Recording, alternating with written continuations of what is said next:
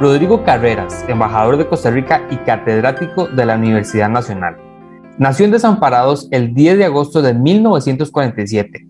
Se casó con la señora Marta Eugenia Mora Rojas, con quien tuvo 2 hijos y 3 nietas. El embajador Carreras obtuvo su licenciatura en Ciencias Políticas en la Universidad de Costa Rica, bajo la dirección del doctor Óscar Arias Sánchez. En 1976 obtuvo su maestría en la Universidad de California de Berkeley. Asistió a cursos de especialización en el Inter-University Consortium for Political Science Research de la Universidad de Michigan, en Ann Arbor, y en el Centro for Applied Studies of International Negotiation en Ginebra.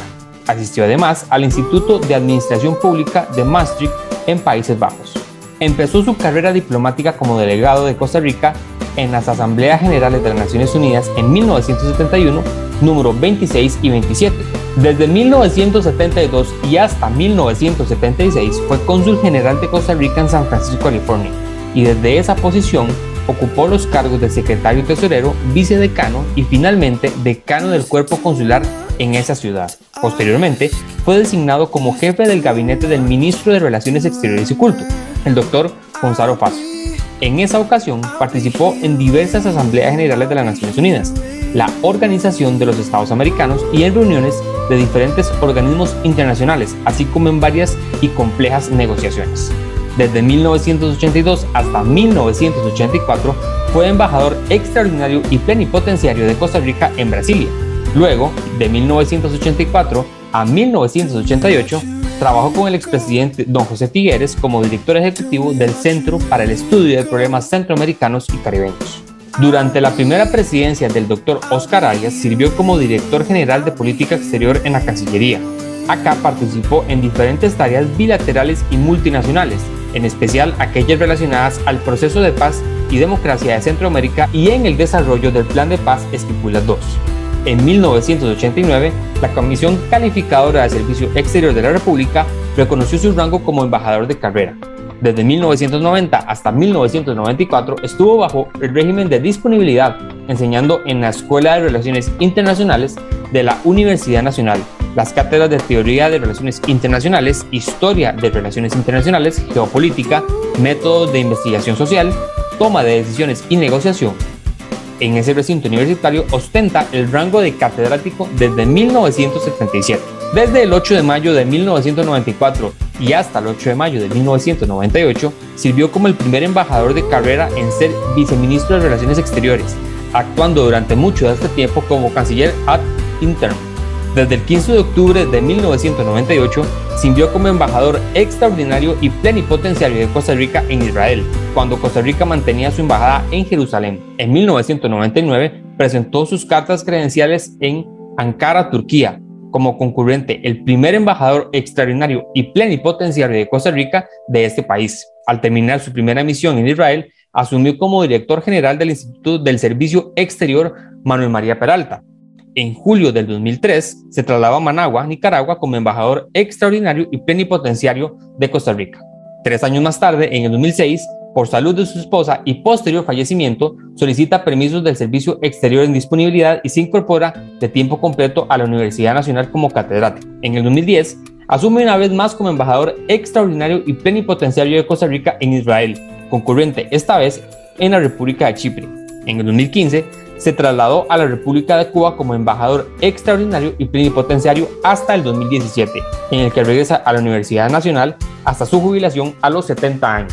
Durante su carrera diplomática se le ha distinguido con diferentes honores como la llave de la ciudad de San Francisco, California, la llave del Mérito Civil de la República Federal de Alemania, la Orden del Mérito Civil de la República del Perú, la Orden de Mayo de la República Argentina, la Orden del Mérito Meritiense de la Orden Soberana y Militar de Malta, la Orden de Servicios Distinguidos de la Asociación de Diplomáticos y Cónsules del Nordeste de Brasil, la Gran Cruz de Orden del Cruzeiro del Sur, la Gran Cruz del Orden de San Carlos de la República de Colombia, la Gran Cruz de la Orden José de Marcoleta de la República de Nicaragua, Caballero de la Orden Soberana Militar de Malta, San Juan Rodas de Jerusalén, y desde el 2014 está inscrito en el Libro de Oro de Keren Kayemet Le Israel.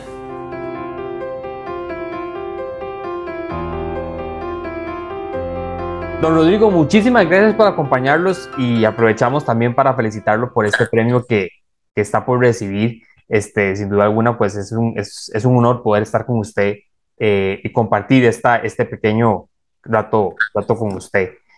Don Rodrigo, tal vez si usted me pudiera contar por qué usted decidió enfocar su carrera hacia la diplomacia, qué lo motivó a enfocarse a eso. Mire, yo creo que hay veces uno nace en un río y no le queda más remedio que dejarse llevar por el río.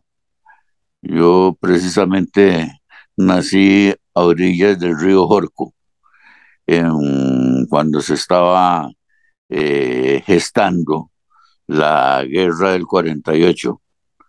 Mi primera misión diplomática en la vida fue cuando mi padre vino a la Embajada de México desde Cartago, venía todos los días a negociar la rendición del gobierno como representante eh, de la Fuerza Insurgente de Liberación Nacional, como se conocía el ejército en esa época, el ejército de Don Pepe, y a negociar la paz. Y cuando él llegó a la embajada, el embajador de México, que lo había llevado con otros embajadores desde el San Luis Gonzaga, cubierto por todas las banderas, le dijo: Padre Núñez, ¿hay alguien que usted desee saludar?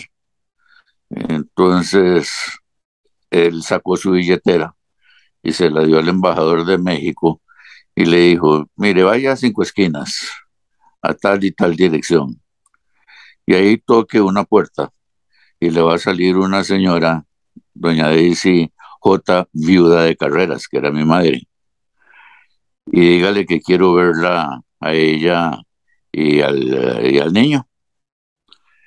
Y entonces ahí salió el embajador de México, fue, tocó la puerta, y cuando le salió mamá, le dio la billetera de papá, y mamá le preguntó: ¿qué lo mataron? Porque todos los días se anunciaba la muerte del padre Núñez.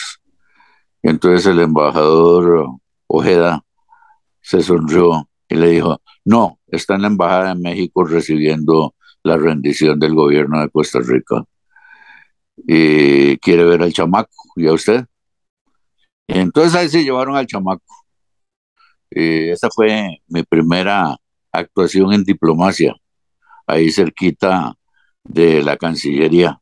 Yo creo que venía destinado a que a eso dedicaría mi vida y a la enseñanza de las relaciones internacionales y de la conciliación del conflicto. O sea, como quien dice, lo trae en la sangre, es algo que viene innato con usted desde que nació.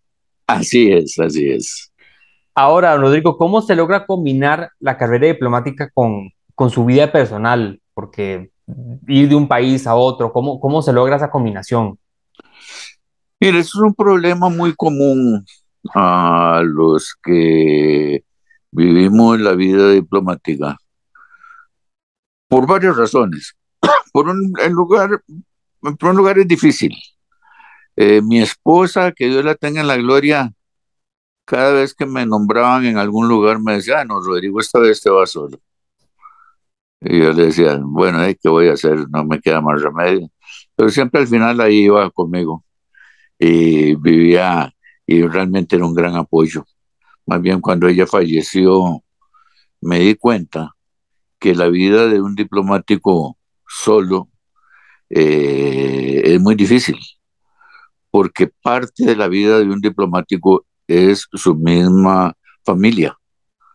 Y cosa que es difícil, porque realmente la familia, así como se espera que el diplomático tiene que comportarse dentro de ciertos parámetros, igual se espera de sus hijos y de su esposa y de toda la gente de su entorno inmediato. Entonces eso es algo muy difícil en la vida de todo diplomático. Tengo amigos diplomáticos que han dejado a sus familias esparcidas por todo el mundo. Estoy pensando en uno que era embajador de Chile, que dejó una hija casada en Estados Unidos, dejó otra hija casada en la India y dejó otras dos en Europa. Y un hijo se le quedó en Chile. Eso es difícil, pero son gajes del oficio. Yo afortunadamente a mi hijo lo tengo conmigo acá.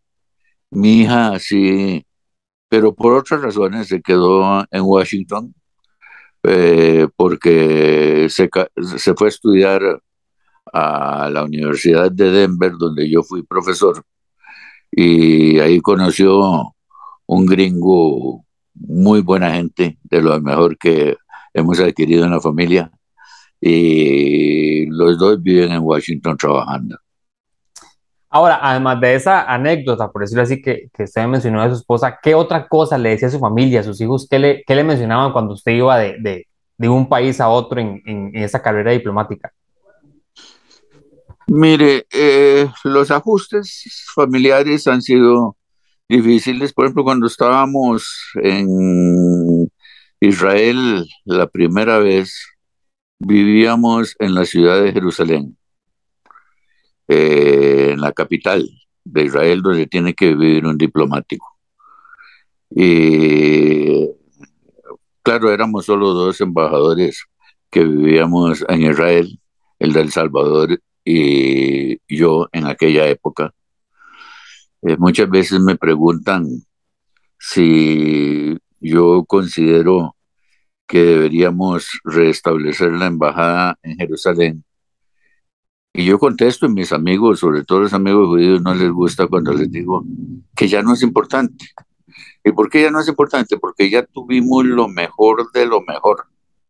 Cuando éramos los únicos embajadores en Israel, nosotros y nuestras familias éramos tomadas en cuenta por el Misra Hutz, por el Ministerio de Relaciones Exteriores, de una manera especial. Por ejemplo, cuando el presidente Clinton visitó Jerusalén y precisamente a la noche que expuso los famosos parámetros de Clinton, en la cena estábamos únicamente, por supuesto, el embajador de Estados Unidos, estaba el embajador eh, soviético, estaba eh, eh, nada más, y los únicos diplomáticos que estábamos, así como el embajador de Costa Rica y embajador de El Salvador, que se nos daba un lugar especial protocolarmente porque vivíamos en Jerusalén, cerca de la casa presidencial. Eso traía sus ventajas, por ejemplo, que lo invitaran a uno a un evento como ese, ser tomados en cuenta de primeros en todas las cosas nos da un lugar especial en el protocolo israelí, pero también tenía sus costos, porque mi hijo estaba estudiando aviación en Flight Safety en los Estados Unidos. Mi hija estaba trabajando en la ciudad de Washington, donde hoy todavía trabaja, el 11 de septiembre. Precisamente hoy, en un 11 de septiembre, estábamos ahí y cuando mi secretaria me llamó que estaba viendo en la televisión que una avioneta se había estrellado contra las Torres Gemelas. Y yo dije, qué raro. Bueno, al rato me vuelve a llamar que otra avioneta se había estrellado contra las Torres Gemelas. Claro, inmediatamente me fui a la oficina para estar al tanto de todo mejor y de estar comunicados, y ya nos dimos cuenta de la desgracia que estaba pasando. Ahora había un problema con mi hija viviendo en Washington y mi hijo estudiando aviación, precisamente en la misma escuela donde habían estudiado los terroristas, que habían sido compañeros de él. Eso no fue fácil de llevar. Sí, me imagino. El mismo día ya yo estaba de regreso a Costa Rica, y esa misma noche tenía una despedida que me hacía el grupo latinoamericano en la Embajada del Perú, y teníamos que ir, no podíamos faltar, aunque estuviéramos angustiados de que no aparecían los hijos. Rapidito con Gustavo nos pusimos en contacto, más fácil, porque los Estados Unidos inmediatamente los dejó grounded, todos los aviones, cerraron la base, pero en el caso de Isadora, nada que aparecía. Ella vivía a 300 metros del Capitolio y sabíamos que todavía un avión que no se había localizado. Era muy angustioso. Pero así tuvimos que irnos a nuestra despedida, y nos sentan, y cuando estamos con esa preocupación, cuando me suena el celular, me vibra en la bolsa, lo cojo y era mi hija para reportarse. Entonces ya volví a ver a mi esposa, que estaba en otra mesa con una gran sonrisa, y le levanté el teléfono y se lo mandé con uno de los meseros. Y también ya estábamos felices, ya estábamos tranquilos. Pero esa es la vida de un diplomático. Esa es la vida que un diplomático tiene que estar dispuesto a llevar. Esa historia se lo cuento a veces a mis estudiantes en el Instituto del Servicio Exterior, que hoy casualmente se llama Academia. No le cambiaron nada, pero le cambiaron el nombre. Esperamos que mejoren otras cosas. Eso es muy importante, yo creo, y te muestra lo que es la vida. Eso después trajo varias complicaciones eh, que llevaron a un montón de investigaciones, gracias al presidente de Israel, a quien le conté en el momento de lo que estaba pasando, y me puso en contacto con las de seguridad de Estados Unidos para que le dieran ciertas apoyos a mi hijo Gustavo. Ahora, Rodrigo, ¿qué significa para usted representar a Costa Rica como diplomático en otro país? Es una responsabilidad muy grande, porque un diplomático, no solo un embajador, sino que todos los diplomáticos de cualquier rango, eh, tienen una responsabilidad 24 horas al día, 7 días por semana. Uno no tiene horas de oficina, y uno tiene que estar siempre dispuesto y saber que no importa dónde esté, uno lleva la bandera de Costa Rica, el escudo de Costa Rica con uno, y no importa lo que uno haga, tiene uno que responder y estar dispuesto a dar lo mejor de Costa Rica. Eso es, yo creo, lo más importante que tiene que tener un diplomático. Saber que está al servicio de los costarricenses que lo necesitan, sobre todo cuando está en el servicio consular. Pero saber que a cualquier hora lo puede requerir la necesidad de un costarricense, y ni qué decir las órdenes del canciller, y en la cual uno tiene que consultar. Un diplomático no puede hacer lo que le venga en gana, sino únicamente lo que reciba de instrucciones. Ahora, de toda su carrera como diplomático, ¿cuál podría ser o cuál consideraría usted que es su anécdota más curiosa a lo largo de toda su carrera?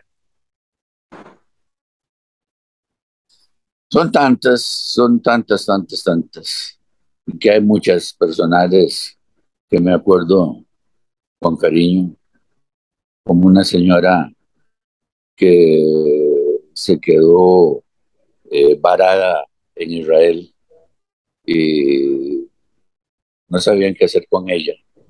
Era una viejita que vendía flores por el Teatro Nacional de Costa Rica. Y de alguna forma los hijos le ayudaron y la mandaron en una excursión a Tierra Santa. De allá ella, estando haciendo fila en el aeropuerto, se desmayó, se la llevaron al hospital y ahí en el hospital, cuando ya salió, había perdido su tiquete porque ya la excursión se había ido. Entonces, por supuesto, tuve que pelearme con los organizadores de la excursión, quien después la llevaron de regreso. Pero lo que más me impresionó fue cuando me la llevaron, que mi esposa le puso una cenita, ver la viejita dándole gracias a Dios. Me sentí orgulloso de que teníamos una embajada como servirle a una costarricense que lo necesitaba. Y eso era algo que sucedía muy a menudo en nuestras vidas. Eh, Otra cuestión muy importante fue una vez que venía por la carretera Rabin de Haifa hacia Mevacer Etzion. Mi segunda misión en Israel, eh, el canciller me había autorizado, porque yo le había dicho que yo no quería vivir en Herzliya. Entendía que ya no podía vivir en Jerusalén, pero que no quería vivir en Herzliya, porque en Herzliya solo iba a conocer a israelíes ricos y otros diplomáticos. Entonces le dije que me dejara vivir en una ciudad a 10 kilómetros de Jerusalén que se llama Mevacer Sion. No le conté que Mevacer Sion significaba la vista de Jerusalén. Y en efecto, desde mi ventana se veía la ciudad de Jerusalén. Era prácticamente como vivir en Jerusalén como la residencia del embajador es la embajada, tanto o más que la oficina. Podemos decir que yo nunca fui embajador en otra parte que no fuera por lo Jerusalén. menos a la vista de Jerusalén. Creo que eso es muy importante, porque esa noche que venía de regreso para Mevaseret desde Haifa, me sonó el teléfono y era mi canciller, don Enrique Castillo, para contarme que habíamos tenido que votar en contra de Israel en las Naciones Unidas y darme las razones por qué. Entonces yo le dije, canciller, muchas gracias por informarme, porque mañana de seguro me llaman del Misra Hutz. Entonces por lo menos ya voy a poder contestarles. Pero hay un problema. Esas decisiones ustedes en la Cancillería las toman en base a información que le dan a nuestros embajadores en Naciones Unidas, a nuestra misión, las mismas Naciones Unidas, y que les dan los árabes, a donde no tenemos amigos nosotros en las Naciones Unidas, ni los tiene mucho menos Israel. Entonces, yo le pido permiso para dedicar los próximos años a visitar los territorios ocupados y para poder estar al tanto y poderles informar a ustedes qué es lo que realmente pasa. Y en efecto, así lo hicimos. Yo siempre lo ponía en mis informes, no se querían con los informes. Pero eso es la vida del diplomático. Ahora, ¿cómo describiría usted su relación con Israel como país y acá con la comunidad judía, tomando en cuenta que en varias ocasiones usted fue diplomático y representó a Costa Rica en Israel? Fueron dos ocasiones que representé a Costa Rica en Israel. y otras veces en misiones especiales. Eh, yo siempre lo vi como dos actividades mías, porque por un lado, mi padre, por ejemplo, quien también fue embajador en Israel y que tiene un gran honor de tener una calle con su nombre, él era su compromiso con el pueblo judío como sacerdote. De eso se trata su libro del volcán Irazú al monte Sidón. Desafortunadamente en Costa Rica la gente no lee, nadie lee. La gente muchas veces me dice, yo tengo el libro del padre y lo tengo autografiado. Cuando converso con la persona, me doy cuenta que nunca lo ha abierto el libro, que no lo ha leído. Pero así somos desafortunadamente hoy porque es más fácil ver Netflix y, y leer La Nación o ver noticieros. Entonces, como que la gente no lee. Pero lo del padre era una cuestión de un compromiso con el pueblo judío. Ese compromiso con el pueblo judío, pues por supuesto tenía una relación muy íntima, muy estrecha con la comunidad, tanto que tuvo su oficina en el Centro Israelita Sionista, en la vieja, antigua localidad donde estaba la sinagoga, allá a la par de la escuela Juan Rafael Mora. Ahí tenía su oficina y ahí atendía sus cosas. Eh, eso es realmente, pero para mí, como diplomático, pues ha sido más que nada la relación con el Estado de Israel, paralelamente a las amistades que mi padre me heredó y muchos con los cuales he trabajado junto en política y en otras actividades. Y por supuesto, gente como que Dios goce, el profesor Jaime Darenblum, que fue mi primer profesor de relaciones internacionales, de teoría de relaciones internacionales, en lo cual también me gané la vida como académico enseñando relaciones internacionales. Ahora, don Rodrigo, ya para ir finalizando, ¿cómo visualiza usted las relaciones entre Costa Rica e Israel a futuro? Mire, como le dije, yo no creo que ya sea importante la embajada en Jerusalén, porque era importante cuando nosotros éramos la embajada. Hubiera sido muy lindo ser nosotros quienes recibíamos como decanos del cuerpo diplomático en Jerusalén, haber nosotros recibido a la Embajada de los Estados Unidos y las otras embajadas que poco a poco se van pasando. Y además que vienen. ¿Por qué? Porque esto va para largo, con los acuerdos Abrams que han sido exitosos y han modificado toda la política internacional, regional y local israelí. Es algo en lo cual hubiera sido importante que Costa Rica estuviera ahí presente. Ahora llegar y convertirnos en uno más de los migrantes que viajan al sur con un camión llevando su embajada, como en la época de los 10 de la ambulancia, cuando teníamos la capital de Costa Rica yendo de lugar a lugar, ya no tiene importancia. Vamos a hacer uno más. Pero sí creo que es muy importante en nuestra relación con Israel tomar en cuenta que es uno de nuestros principales clientes de café en el mundo.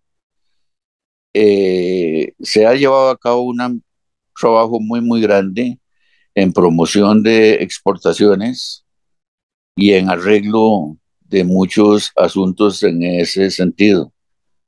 Me acuerdo una vez estando en Gaza, porque yo he ido mucho a Gaza, sobre todo durante mi primera misión. En la segunda ya no era posible, porque estábamos en un estado de guerra. Pero en la primera misión yo iba mucho a Gaza, a donde teníamos, como les contaré en mi discurso, actividades. Y un día el alcalde de Gaza me dijo, embajador, olvídese que yo soy el alcalde de Gaza y que usted es el embajador de Jerusalén, de Costa Rica en Israel. Eh, pero hagamos un negocio. O sea, yo soy el alcalde de Gaza, pero también tengo mis negocios, me dice. Y me gustaría importar confites, confitería y galletería de Costa Rica. Entonces yo le digo, bueno, voy a pedir los precios FOB Haifa y FOB el otro puerto israelí. Y cuando llegué a la oficina, llamé a Procomer, me costó que me contestaran, fue como hasta los 2 días que pude conseguir a la directora de Procomer, que era una muchacha muy querida, Leda, que era precisamente de la Hacienda La Lucha. Y,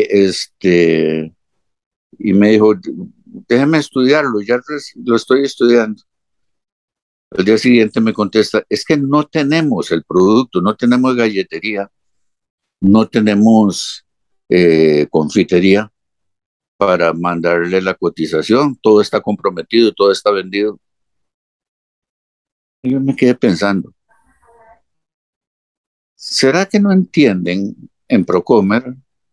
¿Será que no entienden los que tienen la cultura del comercio la importancia diplomática de que el alcalde de Gaza me esté haciendo tal solicitud?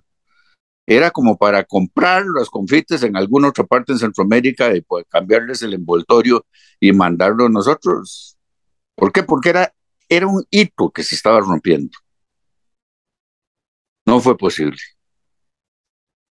No fue posible, pero muestra eh, la importancia de estos asuntos y muestra cómo, y lo podemos ver muy bien hoy en la guerra en Ucrania, y lo podemos ver en otros asuntos que se llevan a cabo en el mundo, cómo el comercio y la política internacional son una sola cultura. Tengo un amigo muy querido que fue ministro de Comercio Exterior que dice que son dos culturas diferentes. No, no, no, no, es la misma. Es la misma porque son parte, los dos, de la relación soberana entre los países. Don Rodrigo, muchísimas gracias por habernos acompañado y darnos este espacio para conversar. Le reitero nuestras más sinceras felicitaciones por el premio que va a recibir. Eh, y nada, pues continuamos con más de esta entrega del premio. Don Rodrigo, muchísimas gracias de verdad por haber estado con nosotros hoy. Muchas gracias, que Dios me los bendiga. Igualmente, continuamos con más. Hasta luego.